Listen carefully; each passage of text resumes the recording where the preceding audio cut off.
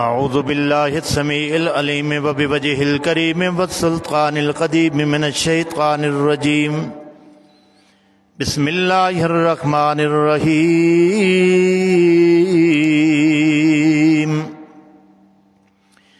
الحمد للہ رب العالمین الرحمن الرحیم مالک یوم الدین ایاک نعبد و ایاک نستعین اهدنا الصراط المستقيم صراط الذين أنعمت عليهم غير المغضوب عليهم ولا الضالين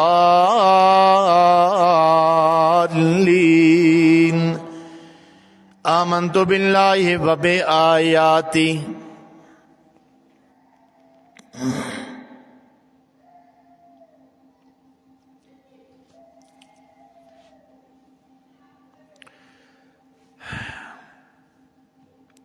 آج سورہ فاتحہ کی چوتھی آیت مالک یوم الدین پر چند گزارشات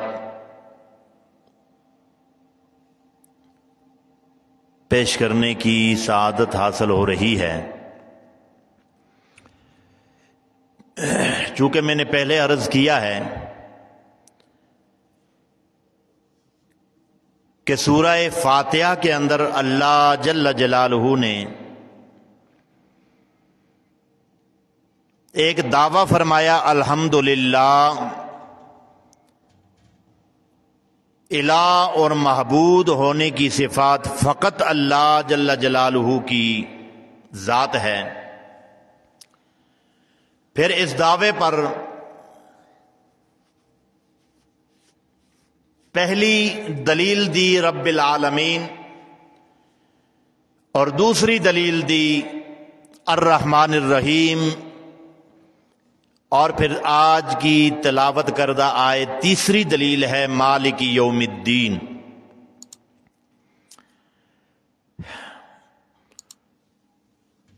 چونکہ گزشتہ درس کے اندر رحمان اور رحیم جو صفاتی نام ہیں میرے اور آپ کے پالنہار کے، اس کے متعلق چند گزارشات عرض کی تھی،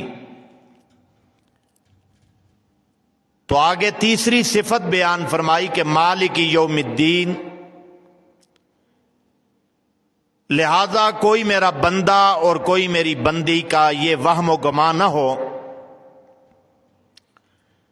کہ اللہ جل جلالہ چونکہ رحمان ہے دنیا کے لحاظ سے اور رحیم آخرت کے لحاظ سے، کہ دنیا میں رحمان دانہ اور پانی بند نہیں کرے گا، مہربانیاں اور کرم فرماتا رہے گا، اور رحیم فی الآخرہ، آخرت کے لحاظ سے بھی وہ 70 ماؤں سے زیادہ محبت کرنے والا ہے۔ کب اور کائے اور کیسے ہمیں جہنم میں ڈالے گا، لہذا ایسا نہ ہو کہ میری رحمان اور رحیم والی صفت سے کسی میرے بندے کو گناہوں پر دلیری حاصل ہو جائے۔ ہوتا ہے نا کہ جی اللہ تو 70 ماؤں سے زیادہ محبت کرنے والا رب ہے، کیسے ممکن ہے کہ وہ اپنے گناہگار بندوں کو جہنم رسید کرے گا؟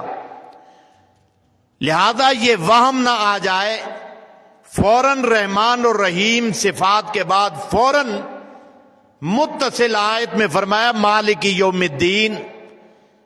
اس وہم اور گمان میں نہ ہونا، نہ رہنا کہ وہ تو رحمان ہے رحیم ہے، ٹھیک ہے وہ رحمان اور رحیم بھی ہے، لیکن ایک دن ایسا بھی اس نے رکھا ہوا ہے جو تلکا بتلکا ایک ایک تنکے کا حساب لے گا اور بدلہ دے گا۔ جو کرو گے وہی قیامت والے دن، بدلے والے دن، جزا و سزا والے دن آپ نے کاٹنا ہے جو آج بوگے۔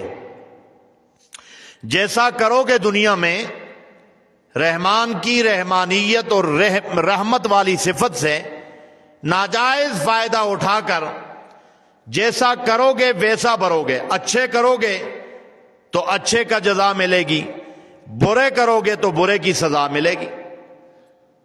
لہذا اس صفت کو ساتھ ذکر کیا کہ مالک یوم الدین، کہیں ایسا نہ ہو کہ کسی کے وہم و گماں میں یہ رہ جائے، یہ ہو جائے، یہ نظریہ بن جائے کہ اللہ تو بڑا رحمان ہے، مہربان ہے، کرم کرنے والا ہے، لہذا وہ ضرور بالضرور ہمیں کچھ بھی نہیں کہے گا، بنا پوچھے، بنا حساب و کتاب کے کہے گا جا اپنے بابا آدم کے ساتھ جنت میں، تیری تو جنت جاگیر ہے۔ نہیں، فرمایا مالک یوم الدین۔ اور دوسری یہ بات ہے کہ ایک بندے کے اگر وہم میں یہ ہو کہ صرف اللہ کا خوف ہو، فقط اللہ کا خوف ہو، اللہ سے رحمت کی امید نہ ہو، یہ بھی ٹھیک نہیں۔ اور اگر صرف یہ ہو کہ وہ تو مہربان ہے، کریم ہے، اس سے خوف کیوں کیا جائے، یہ بھی غلط ہے، یہ بھی غلط ہے۔ الایمان بین الخوف والرجاء، ایمان اس چیز کا نام ہے کہ دونوں چیزیں برابر ہوں، خوف بھی ہو کہ اللہ جزا و سزا کا مالک ہے، اور امید بھی ہو کہ الرحمن الرحیم ہے۔ الایمان بین الخوف والرجاء، امیدوار بھی ہو اور رحمت کا طلبگار بھی ہو، اور ساتھ ساتھ اس کا خوف بھی ہو۔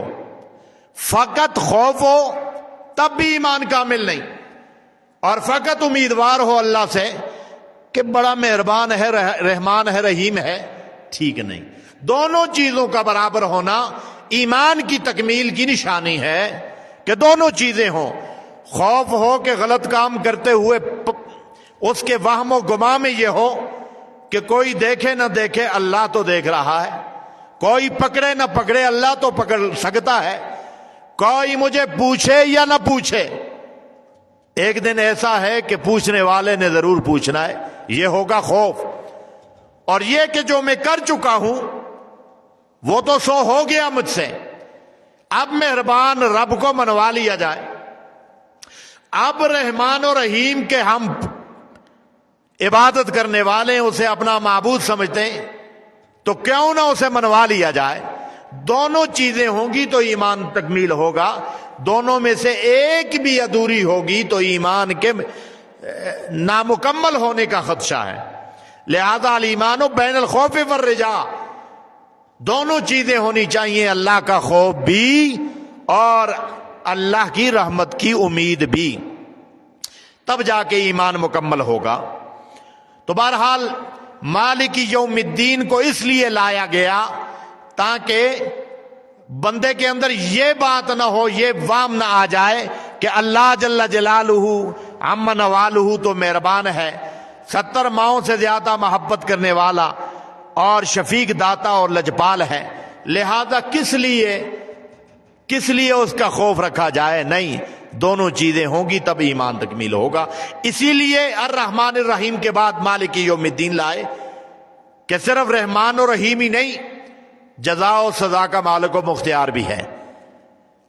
مالک یوم الدین، ویسے تو دین کے بہت سارے معنی ہیں، دین شریعت پہ بھی بولا جاتا ہے، جس طرح کہ قرآن مجید فرقان حمید کے اندر آتا ہے ان الدین عند اللہ الاسلام، اللہ کے ہاں جو دین ہے نا وہ اسلام ہے، یعنی شریعت پر بھی بولا جاتا ہے، دین اسلام پر بھی بولا جاتا ہے۔ اور اسی طرح حجۃ الوداع کے موقع پر یہ آیت نازل ہوئی، فرمایا الیوم اکملت لکم دینکم واتممت علیکم نعمتی، الیوم اکملت لکم دینکم، میں نے آج کے دن آپ پر آپ کے دین کو مکمل کر دیا، دینکم، آپ کے دین کو یعنی آپ کی شریعت کو مکمل کر دیا۔ لیکن یہاں پر مالک یوم الدین، اسی طرح اور بہت سارے قانون کے متعلق بھی کہا جاتا ہے دین، اور اسی طرح بدلے کو بھی کہا جاتا ہے، لیکن یہاں جو مراد ہے مالک یوم الدین میں تو یہ مراد ہے بدلے کا دن، جزا و سزا کے دن کا مالک و مختار۔ تو یہاں شریعت مراد نہ ہوگی بلکہ بدلہ مراد ہوگا، جزا و سزا کے دن کا مالک و مختار اللہ جل جلالہ منوال ہوئے۔ اور اس معنی میں بہت مقامات پر دین کا لفظ استعمال ہوا ہے بدلہ اور جزا و سزا کے دن کے لیے۔ تو یہی صرف فرمایا مالک یوم الدین، اللہ مالک ہے بدلے کے دن کا، جزا و سزا کے دن کا، تو کیا باقی چیزوں کا مالک اور مختار کون ہے؟ ہر چیز کا مالک اور مختار اللہ جل جلالہ ہے، ہر چیز کا مالک۔ لیکن مالک یوم الدین کو سورہ فاتحہ میں صرف اس خدشے اور ابہام اور اس احتمال کو ختم کرنے کے لیے لایا گیا ہے، باقی تو ہر چیز کا مالک اور مختار اللہ جل جلالہ امن والہ کی ذات ہے۔ جس طرح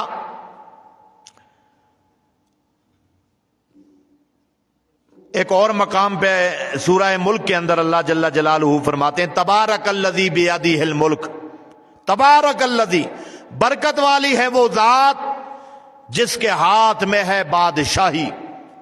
اب کس چیز کی بادشاہی؟ دوسرے مقام پر اس کی تفصیل آئی، فرمایا للہ ملک السماوات والارض، اللہ ہی کی ہے بادشاہی زمین و آسمان کی۔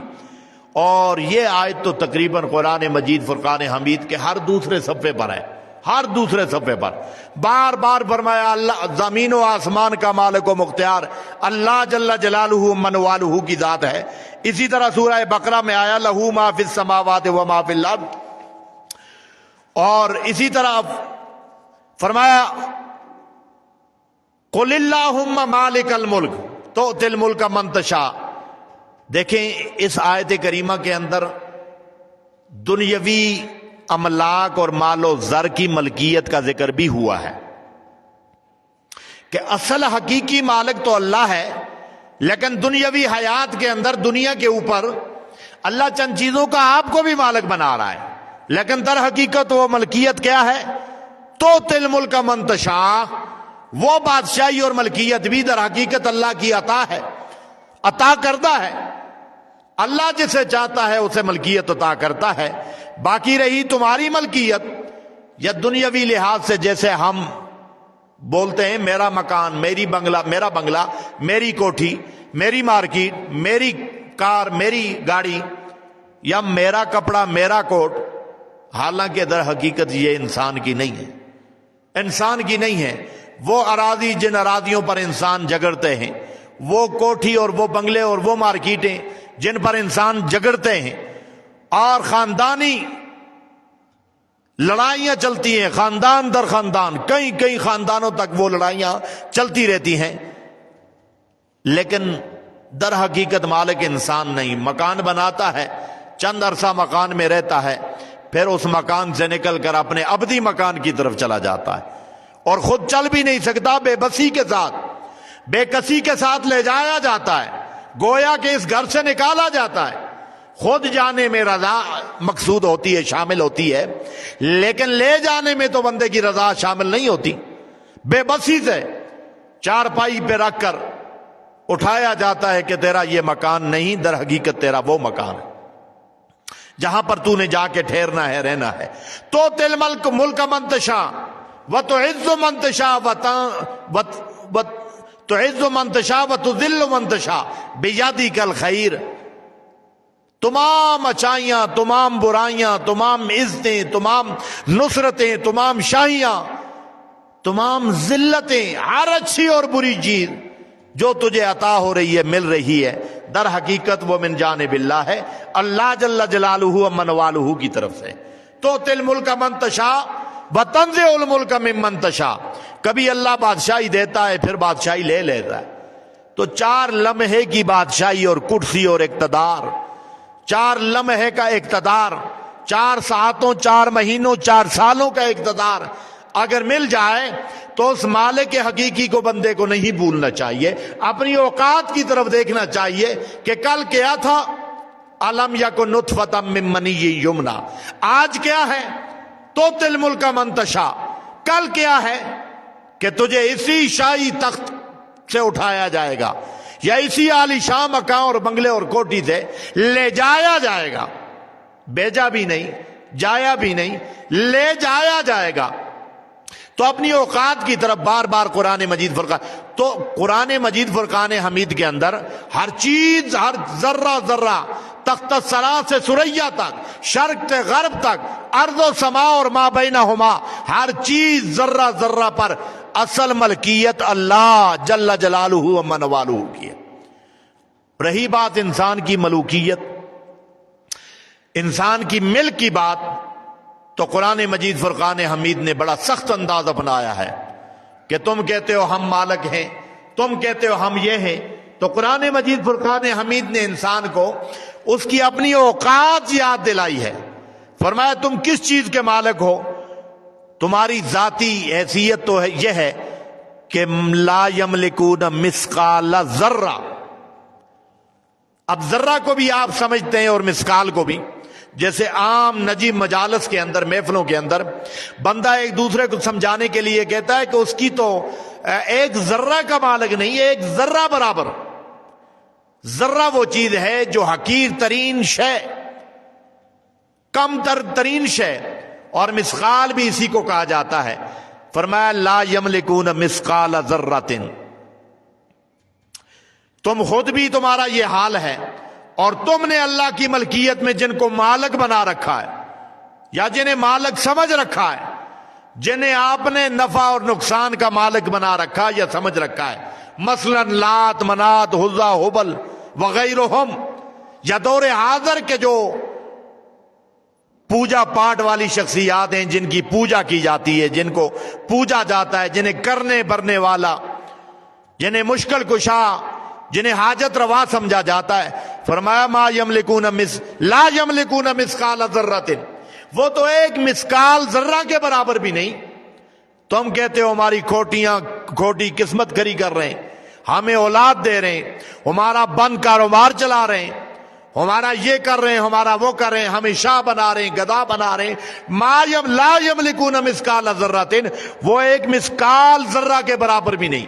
پھر دوسری مثال قرآن مجید فرقان حمید نے دی، فرمایا لا یملکون موتا ولا حیاتا ولا نشورا، نہ تو وہ موت کے مالک ہیں، نہ حیات کے مالک ہیں۔ اللہ اکبر۔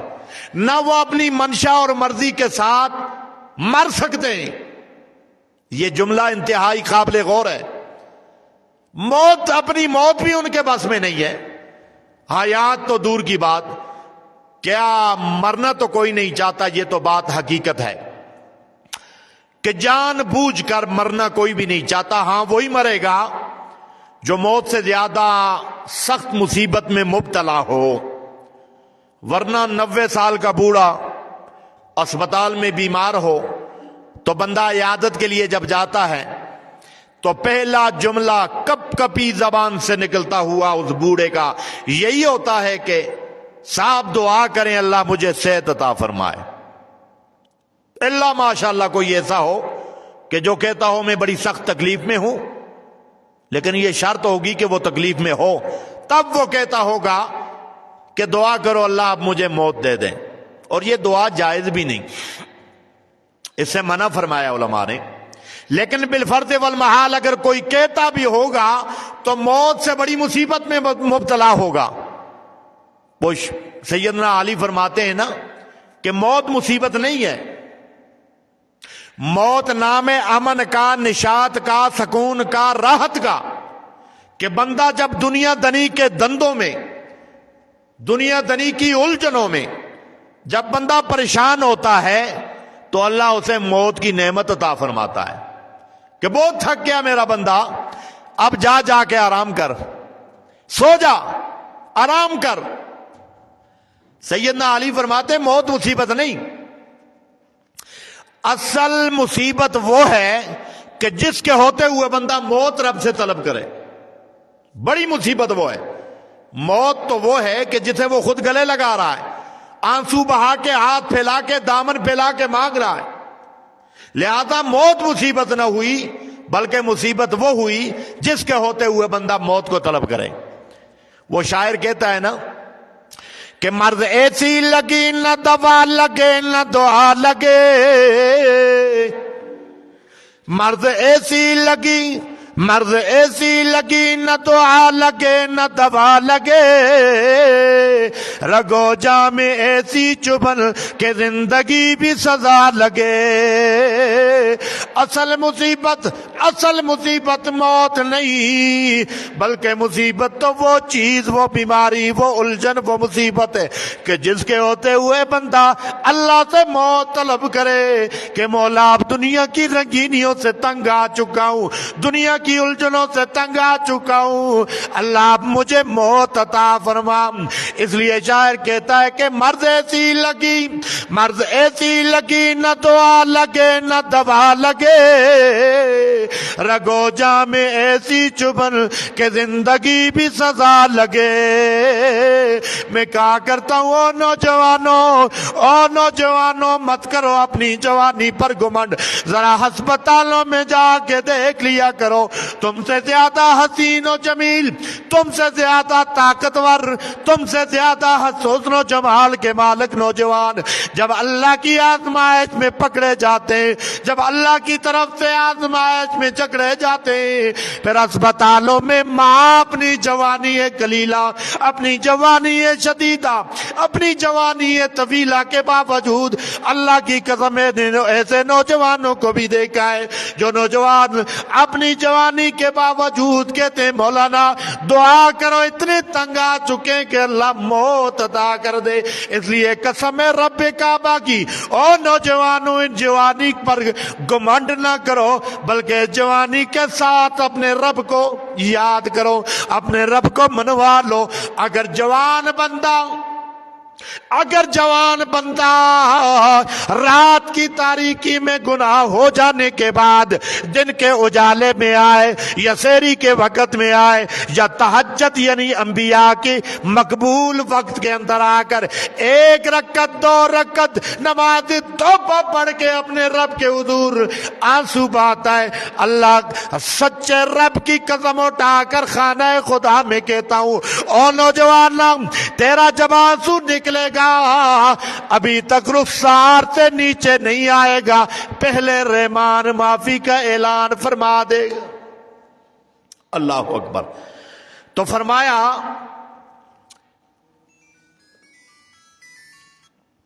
لا یملکون موتا ولا حیاتا، یہ تو اپنی موت اور اپنی حیات کے بھی مالک نہیں، اپنی منشا اور مرضی کے ساتھ مر بھی نہیں سکتے۔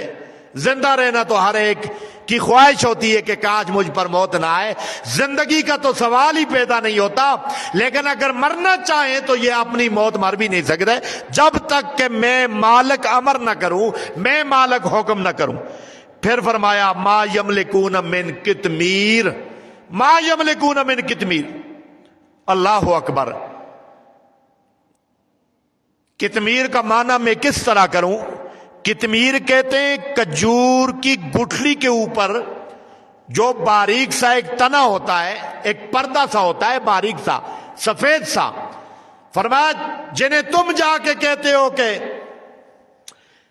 میری کھوٹی قسمت کو کھڑا کر دے، میرا کاروبار نہیں چل رہا اسے چلا دے، جنہیں تم کہتے ہو کہ باول حق بیڑا دک، معین الدین چشتی لگا دے پار کشتی، لات منات حزہ حبل وغیرہ، کل ما عبد من دون اللہ، ہر وہ ہستی اور ذات چاہے وہ جاندار ہو یا بے جان، کل ما عبد من دون اللہ، ہر وہ چیز، ہر وہ ذات، ہر وہ جنس، ہر وہ نو جو ماں سوائے اللہ کے پوجا پاٹ کی جائے جس کی، کل ما عبد من دون اللہ، اللہ کے ماں سوا جسے کرنے والا، بھرنے والا، مشکل کشا، غریب نواز، دستگیر و داتا سمجھا جاتا ہے۔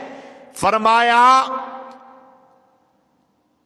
تم کہتے ہو کہ وہ تمہاری کھوٹی قسمتوں کو کھڑا کر رہی، نہیں، ما یملکون من قطمیر، وہ تو کھجور اور گٹھلی کے درمیان میں جو پردہ ہوتا ہے نا، ما یملکون، وہ اس پردے کے بھی مالک اور مختار نہیں ہے۔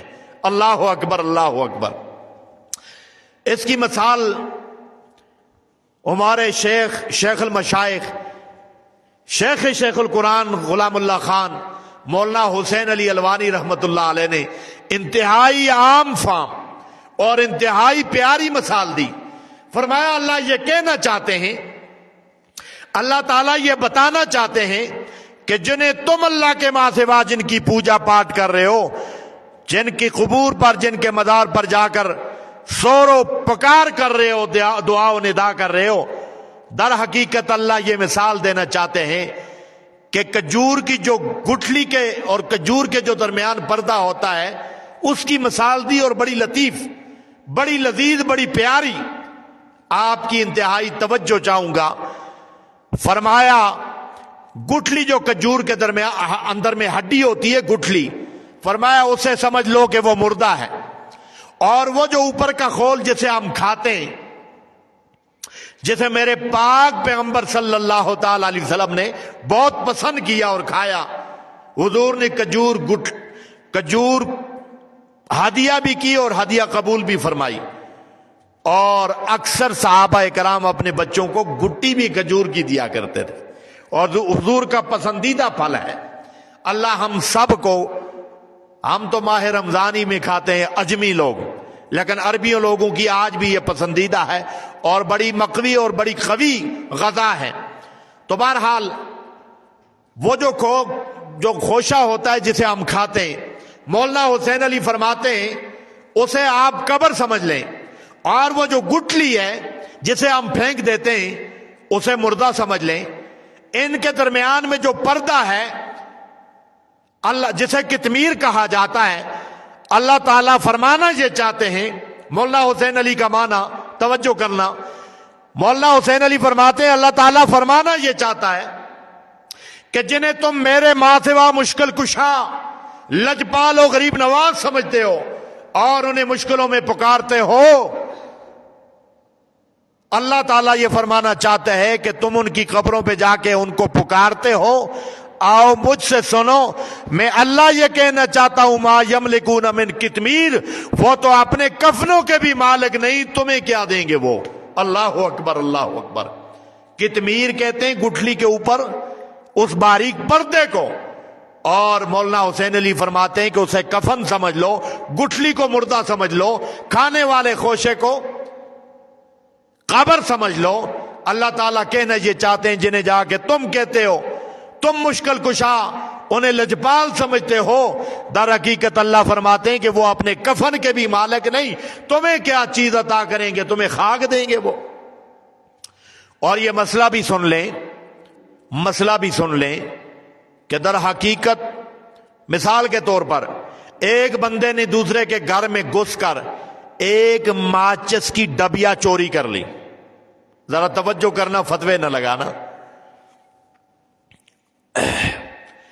کسی نے کسی کے گھر میں گھس کر ایک ماچس کی ڈبیا، میں نے ماچس کو اس لیے کہا کہ وہ ہر چیز کمر توڑ میں گائی نے بڑھا دی ہے، لیکن ماچس چونکہ آگ لگانے والی چیز ہے، وہ جوں کی توں ہے، اپنی اصل ریٹ پر اور اصل دام پر ابھی تک موجود ہے، تھوڑی بہت وہ مہنگی ہوئی ہے لیکن اتنی زیادہ نہیں، چونکہ آگ لگانے والی چیز ہے۔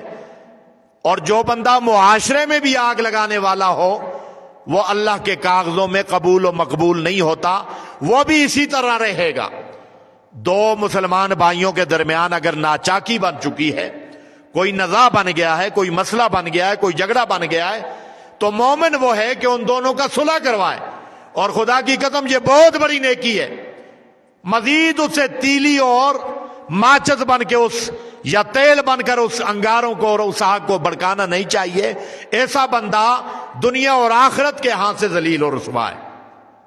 مثلا ماچس ہے یا نمک کی تھیلی ہے، نمک کی تھیلی اس کی بھی قیمت کم ہے۔ اور نمک سے بات یاد آئی،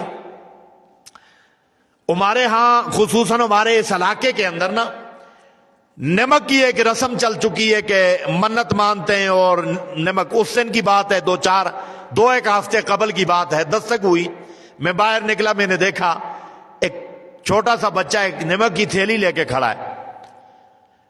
پہلے تو 3-4 منٹ یقین کرو مجھے بات سمجھ ہی نہیں آئی، میں نے کہا یہ کیا چیز ہے؟ کہنے لگا نمک ہے۔ میں نے کہا کس لیے لائے ہو؟ کہہ رہا ہے جی منت مانی ہے فلاں نے، تو منت کے لیے صرف نمک ملا ہے۔ اللہ اکبر، اللہ اکبر۔ کیا کہوں اب، جملہ وہ مجھے نہیں آ رہا۔ ٹھیک ہے، پہلی بات تو یہ ہے کہ منت ماننی نہیں چاہیے۔ محقق علماء اور محتاط علماء اسے محتاط کرتے ہیں کہ نہیں ماننی چاہیے منت۔ اللہ کے ساتھ شرط لگانے والی بات کہ اللہ تو یوں کرے گا میں یوں یہ دوں گا، تو یوں کرے گا میں یوں دوں گا. منت نہیں ماننی چاہیے. کوئی حاجت ہو تو حاجت کے لیے دعا مانگنی چاہیے. بہت سارے ایسے واقعات ہیں کہ حضور کی ایسی حاجت شدیدہ تھی کبھی حضور نے منت نہیں مانی. دیکھیں جنگ بدر لگا لو، پوری رات حضور روتے رہے رب کے حضور، لیکن منت نہیں مانی کہ یا اللہ کل میری مٹھی بھر صحابہ کو اگر فتح مل گئی، شریعت کو فتح مل گئی، تیرے نعرہ تکبیر کو فتح مل گئی تو میں اتنے ڈنگر ذبح کروں گا، اتنے چوپائے ذبح کروں گا، اتنے اونٹ ذبح کروں گا. نہیں، پوری رات حضور نہیں سوئے، پوری رات حضور کی آنکھیں خشک نہیں ہوئی، حضور کی ریش مبارک خشک، پوری رات حضور روتے رہے رب کے حضور. پہلی بات تو یہ کہ منت ماننی نہیں چاہیے. اگر مانتے بھی ہو تو پھر چینی مانگو جو اتنی مہنگی ہے، پھر ڈالڈا مانگو جو اتنی مہنگی ہے. کیوں؟ جس غریب فقیر کو دے رہے ہو اس کی ضرورت نمک نہیں. تیری منت اور صدقہ اور خیرات فقیر کی ضرورت پر موقوف ہے. اس کی کیا ضرورت ہے، تو اس چیز کو مان اور وہ دے. کیا کہوں، یخادعون اللہ والذین آمنوا وما یخدعون الا انفسهم. ٹھٹا کرتے ہیں اللہ کے ساتھ وہ لوگ، اللہ کے ساتھ اور اللہ کے ساتھ ایمان لانے والوں کے ساتھ. وما یخدعون الا انفسهم، یہ اللہ اور ایمان والوں کے ساتھ ٹھٹا نہیں، در حقیقت اپنی جان کے ساتھ ٹھٹا کر رہے ہیں. تو ایسا مذاق نہیں کرنا چاہیے شریعت کے ساتھ. اور یہ ہماری خواتین میں بہت رسم چل چکی ہے. ایک دوست ہے، یہ بھی تقریباً غالباً گزشتہ یا پیوستہ سال کا واقعہ ہے. 46 نمک کی تھیلیاں لے کے آ گیا. میں نے کہا بابا یہ کس لیے؟ کہنے لگا جی لوگ منتے مانتے رہے، نمک دیتے رہے، بہت زیادہ نمک ہے. میں نے کہا یہ خراب ہو جائے گا. میں نے کہا نمک کی خاصیت یہ ہے کہ خراب نہیں ہوتا، ایک بات. دوسری یہ بات ہے کہ آپ اتنی زیادہ رکھتے رہیں، کہتے ہیں لوگ دے رہے ہیں ہم کیا کر رہے ہیں. تو بابا اس چیز کی منت مانو جو بیوہ فقراء کی ضرورت ہو، وہ چیز دو. اللہ کے ساتھ مذاق نہ کیا کرو، نہ شریعت کے ساتھ، نہ شریعت کے رکن کے ساتھ مذاق کیا. پہلی کوشش تو یہ کہ رو دو کر، نوافل پڑھ کر، روزے رکھ کر اس طرح کی دعا کیا کریں کہ اللہ آپ کی حاجتوں کو پورا فرمائے. منت خط المقدور نہ مانے. اگر مان لی ہے تو پھر بندے انسان دے پترا والی منت تے منو نہ اللہ دے بندے ہو، پھر انسانوں والی منت مانو. حضرت بہت سارے ایسے واقعات ہیں، پھر کبھی انشاءاللہ اس پر بات ہوگی. بہرحال ایک بندے نے کسی کے گھر سے ایک نمک کی تھیلی یا ایک ماچس کی ڈبیا چوری کر لی. مدعی نے دعویٰ کیا قاضی پر عدالت میں، اس کو بندے کو بلایا گیا، اس نے اقبال جرم کر لیا، ہاں میں نے ڈبی ماچس کی اور اسی طرح میں نے نمک کی تھیلی چوری کی ہے. اب اس پر حد لگے گی چوری کی، یا تو دایاں بازو یا بایاں بازو یا 3 انگلیاں. وہ مدعی کے دعوے کے مطابق اور چور کے بیانات کے مطابق اس پر حد لگے گی. البتہ وہ چور ہے، چاہے ایک ماچس کی تیلی ہو یا ایک ماچس ہو یا نمک کی تھیلی ہو یا کروڑوں روپے کی مالیت کا ساز و سامان ہو، چور پر حد لگے گی چوری کی. کیوں؟ وہ نمک کی تھیلی، وہ ماچس کی ڈبیا کسی کی ملکیت میں تھی، لیکن اسی طرح ایک اور بندہ ہے، اس کا دعویٰ ہے کہ فلاں بندے نے میرے والد کا کفن چوری کیا ہے. چنانچہ شریعت کے مطابق عدالت میں وہ جج کے سامنے، قاضی کے سامنے حاضر ہوا اور اس نے کہا ہاں جی میں نے چوری کیا ہے. اس نے اقبال جرم کر لیا. اب اس کو یہ سزا تو دی جائے گی کہ آپ نے بے حرمتی کی ایک مردے کی، آپ نے قبر اکھاڑی، لیکن چور نہیں ہے، وہ چوری کی سزا اس پر نہ ہوگی. کیوں؟ اس لیے کہ وہ جو کفن ہے مردے کے جسم پر، اس کفن کا کوئی مالک نہیں ہے، کوئی مالک نہیں. بیٹے نے پہنایا، بیٹی نے پہنایا، بھائی نے پہنایا، جس نے بھی پہنایا اس نے ہدیہ کیا. اب ہدیہ ہونے کی وجہ سے اس کی ملک سے وہ نکل گیا. جس کو پہنایا جا رہا ہے وہ مردہ ہے، وہ مالک بننے کے قابل نہیں. لہذا شریعت کہتی ہے اس کو بے حرمتی کی سزا بھی دی جائے گی، قبر اکھاڑنے کی سزا بھی دی جائے گی. البتہ شریعت کی رول اور قانون اور دستور کے مطابق وہ چور نہیں ہے. کیوں؟ کفن کسی کی ملکیت میں ہے نہیں، لہذا وہ چور نہیں ہے۔ اسی لیے اللہ نے فرمایا ما یملکون من قطمیر، وہ تو اپنے بدن پہ پہنے ہوئے کفن کے بھی مالک نہیں ہو، تم کہتے ہو کہ ہمارے نفع اور نقصان کے مالک مختار ہے۔ نہیں، وہ کسی کے نفع اور نقصان کے مالک نہیں ہے، بلکہ لا املک لنفسی نفعا ولا ضرا، وہ اپنے جان کے نفع اور نقصان کے بھی مالک نہیں۔ باقی رہی اللہ جل جلالہ من والہ کی، لہو ملک السماوات والارض، زمین و آسمان، وما بینہما، ان دونوں کے درمیان جو کچھ ہے اس کا مالک حقیقی اللہ جل جلالہ من والہ کی ذات ہے۔ انشاءاللہ اس پر بقیہ بات بھی ہوگی، باقی دروس بھی ہوں گے۔ اللہ جل جلالہ سے دعا ہے کہ وہ کہنے سننے سے زیادہ عمل کی توفیق عطا فرمائے۔ اللہم صلی علی سیدنا و مولانا محمد و بارک وسلم۔ الہ العالمین سے ایمانوں میں قرآن مجید فرقان حمید کو سمجھنے کی توفیق عطا فرما، قرآن مجید کے اصول، ضوابط، قوانین، دستور پر عمل پیرا ہونے کی توفیق نصیب فرما، اپنے حبیب سید المرسلین کے نورانی طریقوں پہ چلنے کی توفیق عطا فرما۔ الہ العالمین ہمارے تمام جسمانی روحانی بیماروں کو شفاء کاملہ عاجلہ دائمہ مستقرہ عطا فرما۔ الہ العالمین تو حاجت روا مشکل کشا ہے، بہت سارے دوست ساتھی احباب نے دعاؤں کا کہا ہے۔ الہ العالمین تمام حاجت مندوں کی حاجتوں کو پورا فرما، تمام ضرورت مندوں کی ضرورتوں کو پورا فرما، ہمارے وطن عزیز مملکت اسلامیہ پاکستان کی حفاظت فرما، تمام اداروں کو باہمی اتفاق و اتحاد سے کام کرنے کی توفیق نصیب فرما۔ الہ العالمین فلسطین کے نہتے مظلوم مسلمانوں کی مدد اور نصرت فرما۔ ایک طرف طاقت ہے، پورا عالم کفر ہے الہ العالمین، دوسری طرف یہ مظلوم بے بس بے قرض مسلمان ہیں، الہ العالمین تو ان کی مدد اور نصرت فرما۔ وصلی اللہ تعالی علی خیر خلقہ محمد وعلی آلہ واصحابہ اجمعین برحمتک یا ارحم الراحمین۔